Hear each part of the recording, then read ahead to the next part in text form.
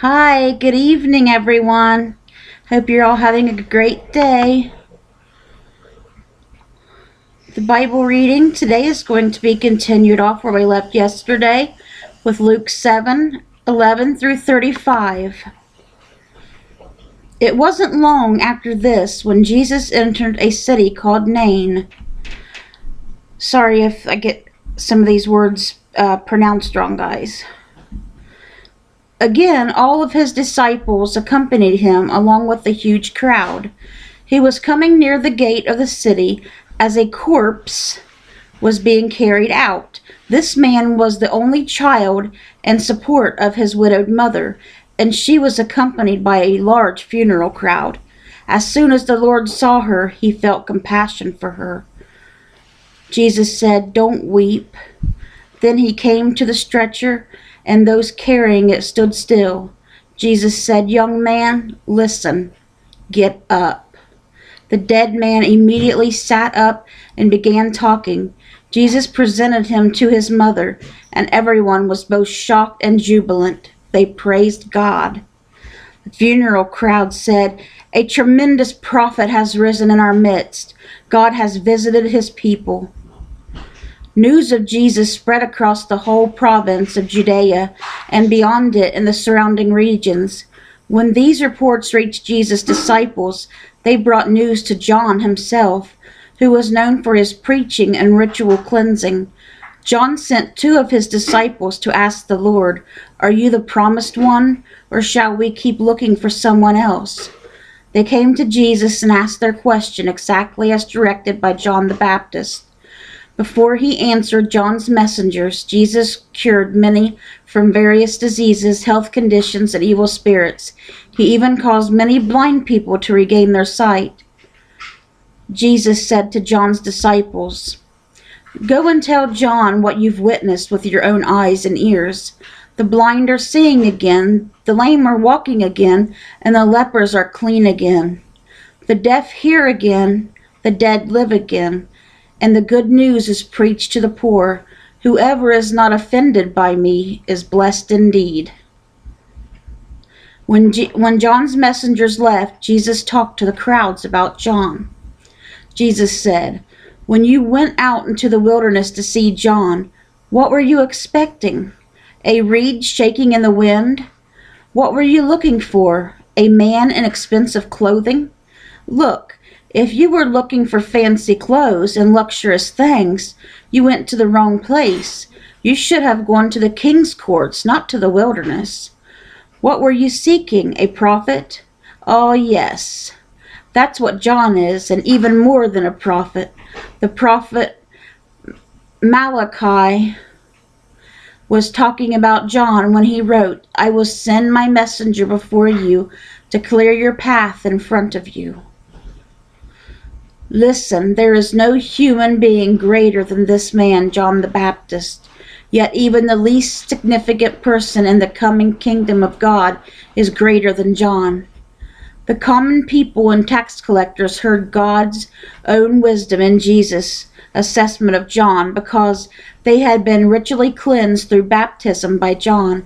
But the Pharisees and religious scholars hardened their hearts and turned their backs on God's purpose for them because they had refused John's baptism. Jesus said, "The people of this generation, what are they like? To what can they be compared? I'll tell you, they're like spoiled kids sitting in the marketplace playing games, calling out, 'We played the pipes for you, but you didn't dance to our tune. We cried like mourners, but you didn't cry with us.' You can't win with this generation.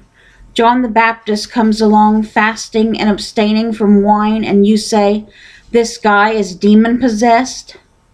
The Son of Man comes along feasting and drinking wine, and you say, 'This guy is a glutton and a drunk, a friend of scoundrels and tax collectors.' Well, wisdom's true. Children know wisdom when they hear it."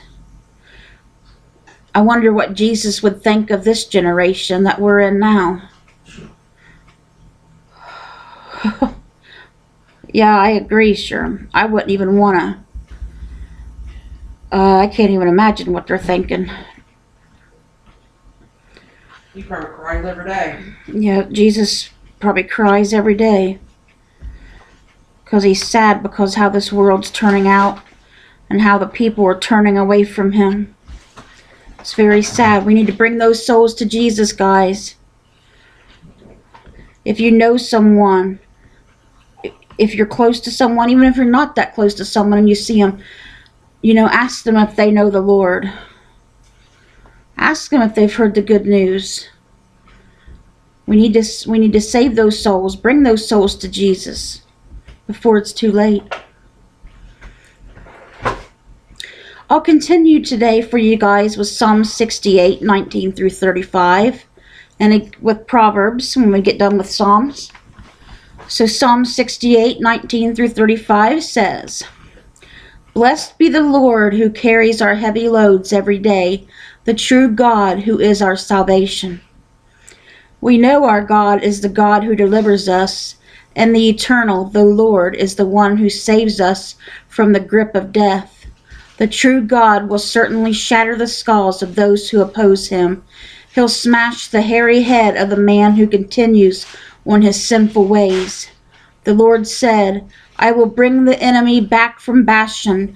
I will bring them back from the deepest parts of the sea, so that you may plant your feet in their blood, and your dogs may lick up their portion of the foe." The solemn march in your honor, O true God, has come into view. The march that celebrates my God, my King, has come into the sanctuary. The singers went first and the musicians came last, between rows of girls who played tambourines. Come, let us gather to bless the true God and to praise the Eternal, He who is the fountain of Israel, the source of our life. Look, there are rulers of Benjamin, the youngest in the lead. A great crowd follows, the princes of Judea, the princes of Zebulun, the princes of Naphtali. Your God is the one who has given you strength. Show your power, O true God, as you have done for us. Because of your magnificent temple in Jerusalem, many kings will line up to bring your gifts. Reprimand the beast in the tall grass, the herds of bulls that are with the people's calves, trampling over the pieces of silver. He has driven out the people who love to be at war. Ambassadors will come from Egypt. The people of Ethiopia will reach out their hands to the one true God. Let all the kingdoms of the earth sing to the true God. Sing songs of praise to the Lord. To him who rides high up beyond the heavens, which have been since ancient times, watch and listen, his voice speaks, and it is powerful and strong. Attribute power to the one true God. His royal splendor is evident over Israel, and his power courses through the clouds. O true God, you are awesome from the holy place where you dwell. The true God of Israel himself grants strength and power to his people. Blessed be our God.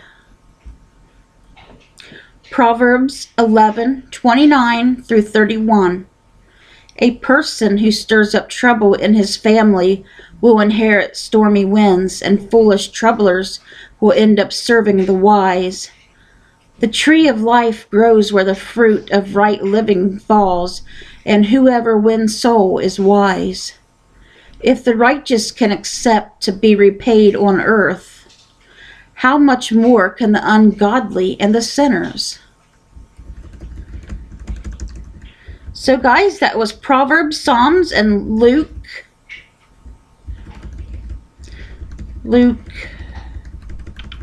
7:11 through 35.